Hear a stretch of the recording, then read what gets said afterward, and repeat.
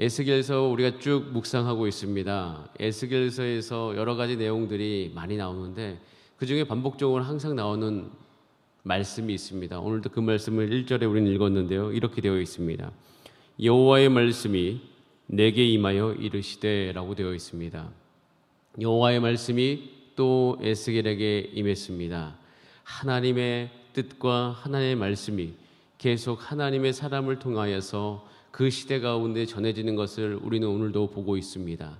마찬가지로 오늘도 저와 여러분은 그 하나님의 말씀을 들으러 이 자리에 온 줄 믿습니다. 하나님께서는 하나님의 음성을 오늘도 주를 찾는 백성들에게 분명히 들려주십니다. 여러분, 우리는 본질상 진노의 자녀이기 때문에 우리의 본성대로 살면 우리는 반드시 심판을 받게 되어 있습니다. 그것은 구약 성경에서도 이스라엘 백성들을 향하여서 하나님께서 계속 보여주고 계신 것이에요. 너희가 그 본성대로 살아가면 반드시 망한다. 우리도 마찬가지예요. 우리도 우리 본성대로 살았고 우리가 예수님을 몰랐더라면 저와 여러분은 다 지옥에 갈 그런 운명들이라는 것입니다. 그런데 우리는 오직 예수 그리스도로 말미암아 그 본성이 멈춘 줄 믿습니다. 그리고 우리는 십자가의 그 사랑으로 말미암아 다 구원받았죠. 그래서 우리는 이 구원받은 하나님의 백성으로서 이 땅을 살아가면서 하나님의 뜻에 합당하게 또 하나님께서 원하시는 대로 좀 살게 되기를 간절히 소원합니다. 우리의 삶이 하나님의 마음을 위로해드리고 기쁨 되어지기를 원합니다. 그런 가운데 하나님께서 오늘 에스겔 통해서 15장 2절에 이렇게 말씀하고 계십니다. 우리 같이 한번 그 말씀 다시 한번 읽어보겠습니다. 15장 2절입니다. 시작. 인자야, 포도나무가 모든 나무보다 나은 것이 무엇이랴? 숲속의 여러 나무 가운데 있는 그 포도나무 가지가 나은 것이 무엇이랴? 포도나무에 대한 이야기를 하고 있습니다. 포도나무는 이스라엘에게 중요할까요? 안 중요할까요? 매우 중요합니다. 아주 매우 중요합니다. 그러니까 포도나무 없으면 이스라엘 백성들은 죽는다 할 정도로 중요합니다. 왜냐하면 거기에 있는 기후 중에 여름이 있는데 여름의 건기입니다. 건기가 비가 오지 않아요. 굉장히 오랫동안 긴 건기가 시작되어집니다. 그러면 보편적으로 모든 이제 어떤 곡식들이 바짝바짝 마르겠죠. 그러니까 어떤 것을 재배할 수가 없는데 그때 포도가 열리는 거예요. 그러니까 포도가 열리고 굉장히 좋은 포도가 열리고 당도도 높은 포도가 열립니다. 그럼 그때 그 포도의 열매는 그들에게 식량도 되어지고 그리고 그것으로 말미암아 음료도 만들 수 있습니다. 그러니까 이스라엘 백성이 사는 데 있어서 포도나무는 굉장히 중요해요.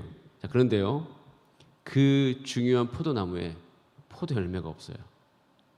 그럼 어떤 일이 발생할까요? 이스라엘 백성들은 이 참담함을 다합니다. 포도나무는 있는데 포도나무에 열매가 없으면 그것은 비참한 일이에요. 그리고 이제 화가 나는 일입니다. 이 포도나무는 사실 열매가 없으면 정말 아무짝에도 쓸모가 없는 나무이기 때문이에요. 여러분도 포도나무 보셨죠? 포도나무가 큽니까? 아니죠. 포도 따보셨죠? 포도 따고 나면 허리가 굉장히 많이 아파요. 왜냐하면 다 이렇게 해가지고 포도를 따야 되기 때문에 작고 얇고, 즉 그것을 가지고 뭐 가구를 만든다든가 다른 것으로 쓸 수가 없다는 것이에요. 그래서 이야기합니다. 포도나무가 모든 포도나무보다 나은 것이 무엇이냐? 열매예요.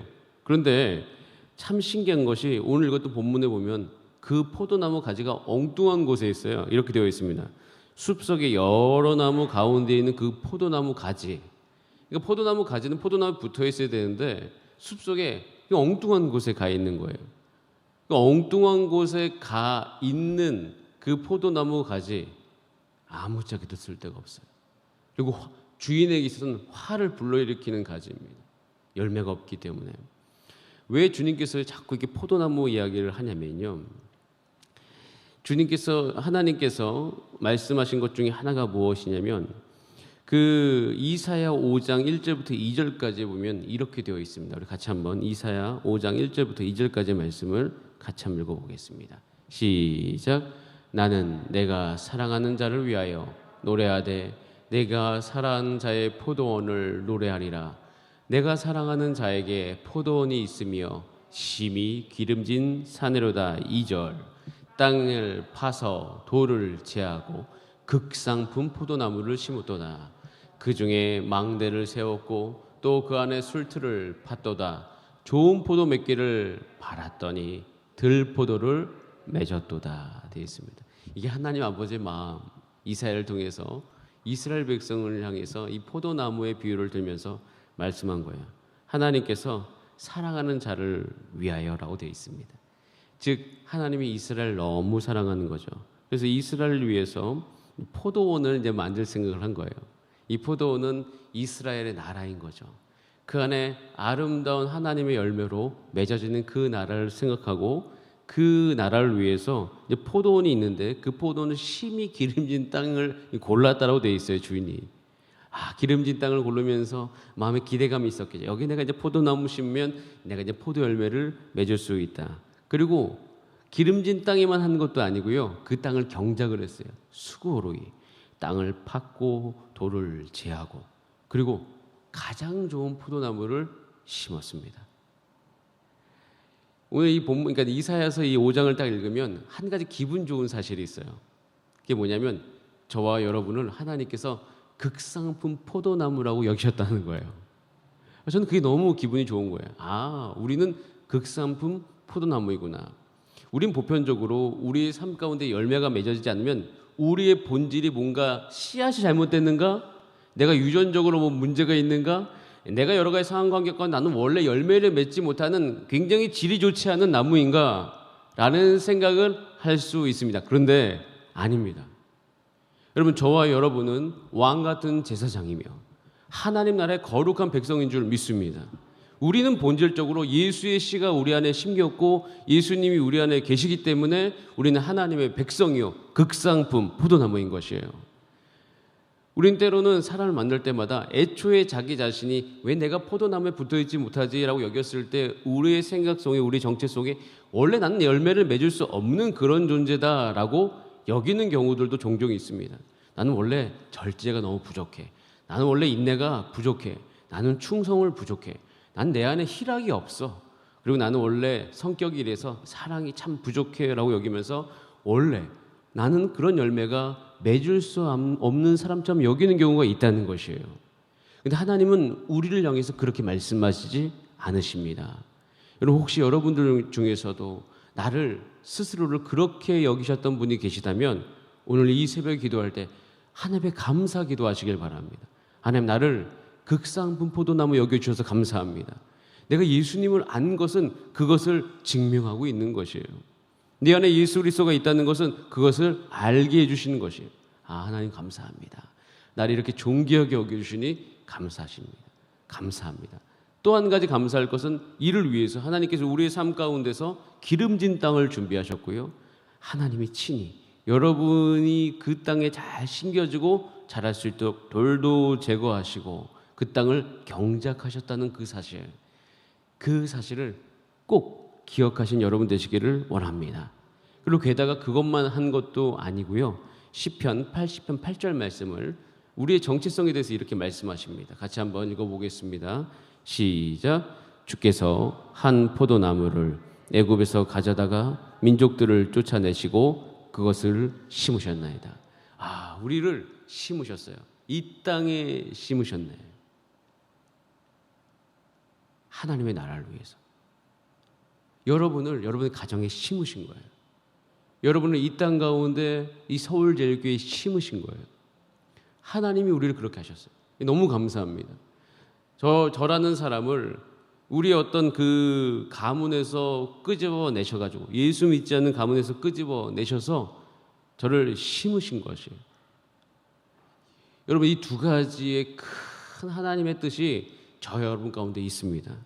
자, 그러면 우리는 극상품 포도나무이며 하나님께서 친히 이 땅에 심으신 그런 아주 존귀한 아주 그런 존재라는 것을 하나님께서 말씀하셨어요. 그런데 열매가 없어. 여러분, 이거 딱 들으면 정말 하나님의 마음이 어떠실까요? 그 포도원 주인의 마음하고 똑같습니다.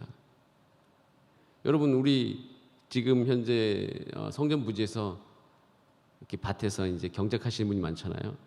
가을에 내가 원하는 어떤 그 열매가 없으면 얼마나 속상합니까? 그거 하나만 그래도 속이 상한데 하나님께서 이렇게 해가지고 한 우리의 삶에 열매가 없다면 속상하죠. 근데 열매가 없는 이유가 무엇이냐? 그것은 분명합니다. 요한복음 15장 2절에 나와 있어요. 여러분 너무 유명한 그 구절이죠. 한번 같이 읽어볼까요? 요한복음 15장 2절 시작. 무릇 내게 붙어 있어 열매를 맺지 아니하는 가지는 아버지께서 그것을 제거해 버리시고 무릇 열매를 맺는 가지는 더 열매를 맺게 하려 그것을 깨끗하게 하시느니라.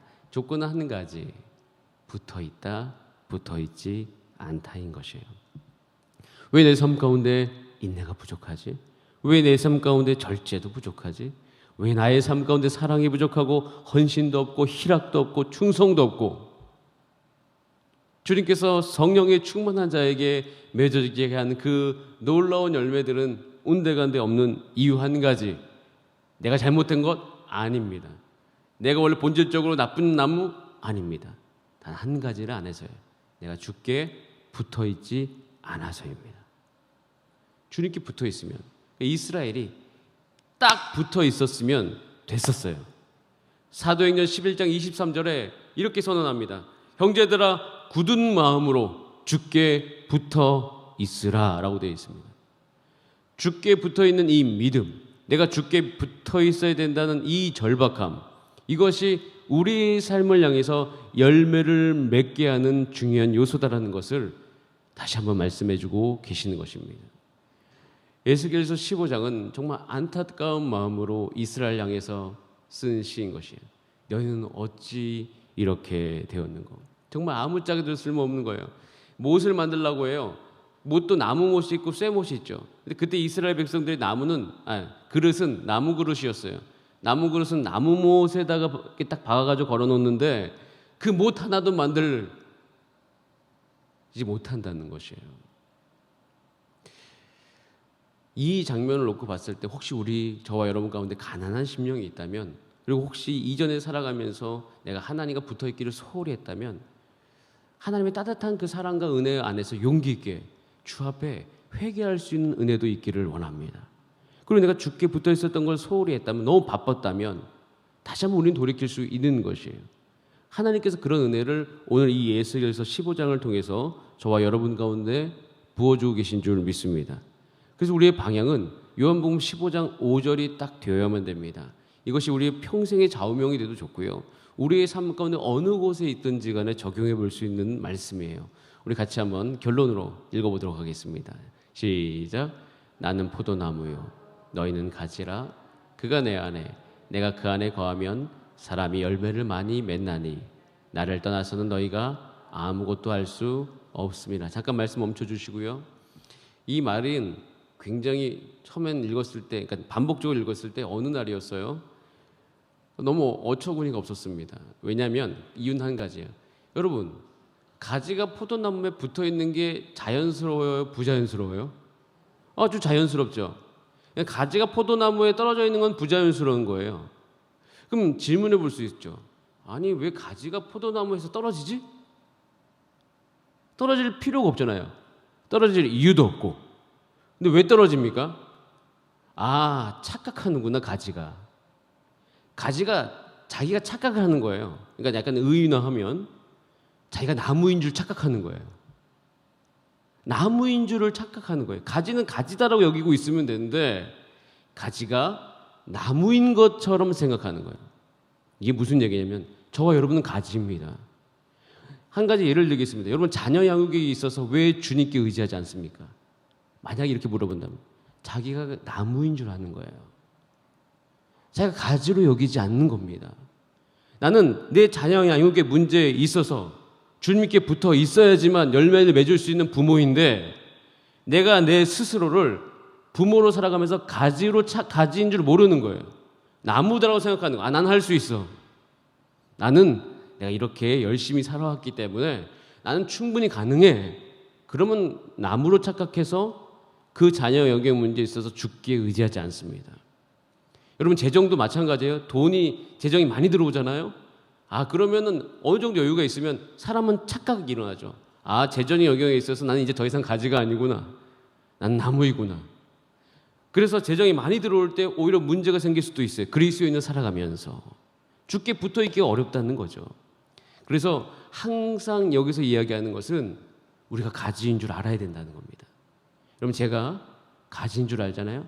그러면 저는 온통 제 관심이 어디 있을까요? 포도나무가 어디 있지? 붙어야 되겠다. 열매를 맺고 싶은데 붙을 수밖에 없죠. 즉, 이 말은 결국 이스라엘 백성들이 그 열매를 맺지 못한 이유는요, 착각이 일어나서예요. 이제는 이 정도 되면 나는 이제 더 이상 가지가 아니지. 이제 나무로 업그레이드 해야 되겠다라고 생각을 한 거예요. 굳이 이야기하자면.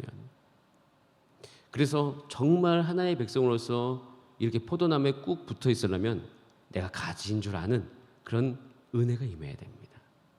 여러분 삶 가운데서 오늘 또 기도할 때 하나님, 나의 모든 영역에 있어서 나는 가지입니다. 그래서 내가 주께 꼭 붙어 있기를 원하오니 주님 그 생명력을 내 삶 가운데로 공급하여 주시옵소서. 그렇게 살아가는 저와 여러분 되기를 원합니다. 그래서 혹시 오늘 여러분을 기도하시면서 내가 하루 주님께 붙어 있지 못하는 습관이 있는가? 내가 혹시 그 영역에서는 내가 가지라고 여기지 않으며 살아가고 있는 것이 아닌가? 곰곰이 생각해 보면서 다시 한번 이 말씀을 말미암아 주께 꼭 붙어 있는 저와 여러분의 삶이 되기를 원합니다. 우리 함께 기도하시겠습니다. 이 기도하실 때 하나님, 내가 주께 꼭 붙어 있기를 원합니다. 아이가 엄마 품에 붙어 있듯이 저도 하나님의 품에 꼭 붙어가지고 오늘 살아가기를 원하오니 주님, 감사한 것은 우리를 극상 분포도나무라고 여겨주시고 우리를 좋은 곳에 심어주셔서 감사합니다.